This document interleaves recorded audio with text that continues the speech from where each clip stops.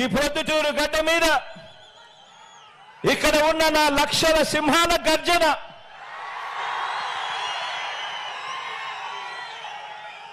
చరిత్రలో చిరస్థాయిగా కూడా ఎప్పటికీ కూడా గుర్తుండిపోతుంది. గట్టిగా కూడా గర్జించండి. మేమంతా కూడా సిద్ధమే. పేదలందరి ఇంటింటి అభివృద్ధికి అడ్డుపడతా ఉన్న ఈ దుష్ట చతుష్టయాన్ని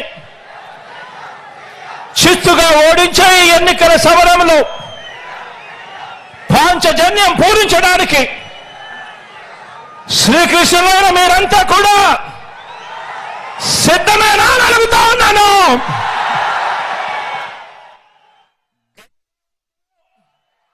మీ అర్జునుడు సిద్ధంగానే ఉన్నాడు అని చెప్పి సందర్భంగా చెప్తా ఉన్నాను. మే 13న ఫ్యాన్ మీద 2 ఓట్లు వేసి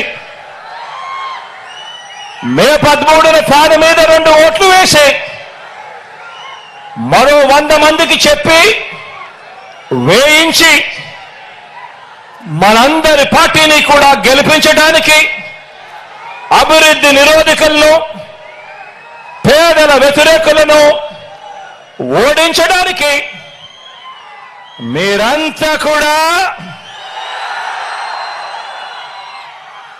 సిద్ధమేనా అని అడుగుతా ఉన్నాను.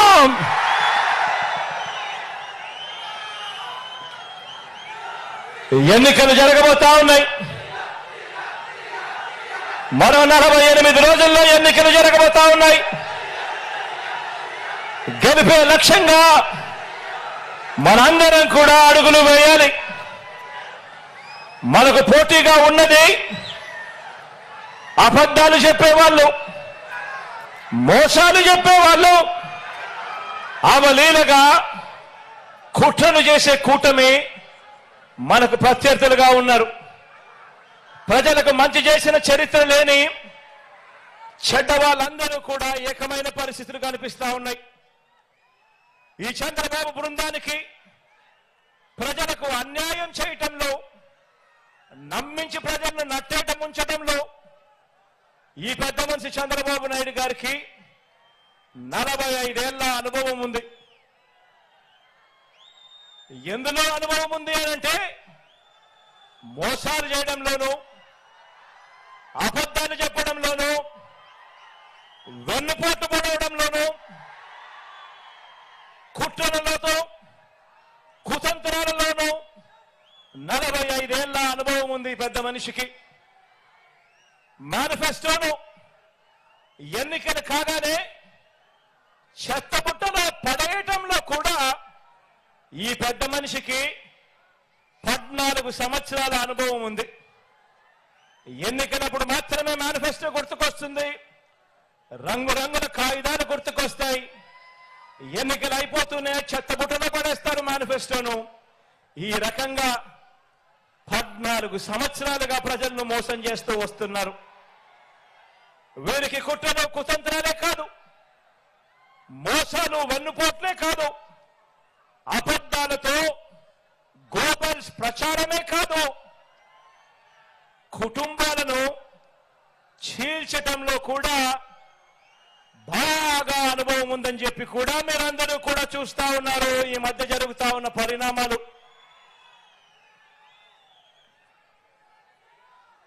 మా చిన్నాన్న గారిని, మా బాబాయిని, వివేకం చిన్నాన్నను ఎవరు చంపారో, ఎవరు చంపించారో ఆయనకు, ఆ దేవుడికి, ఈ జిల్లా ప్రజలందరికీ కూడా తెలుసు.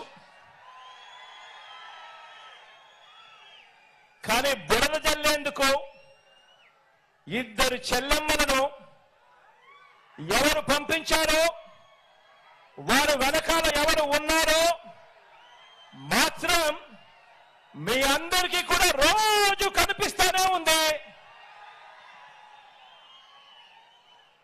ఇంకా ఆశ్చర్యం ఏమిటో తెలుసా? ఇంకా ఆశ్చర్యం ఏమిటి అనంటే వివేకం చిన్నాన్నను అతి దారుణంగా చంపి అవును నేనే చంపాను అని అతి హేయంగా బహిరంగంగా చెప్పుకుంటూ తిరుగుతా ఉన్న హంతకుడు, ఆ హంతకుడికి మద్దతిస్తా ఉన్నది ఎవరో కూడా మీరంతా కూడా రోజు చూస్తా ఉన్నారు.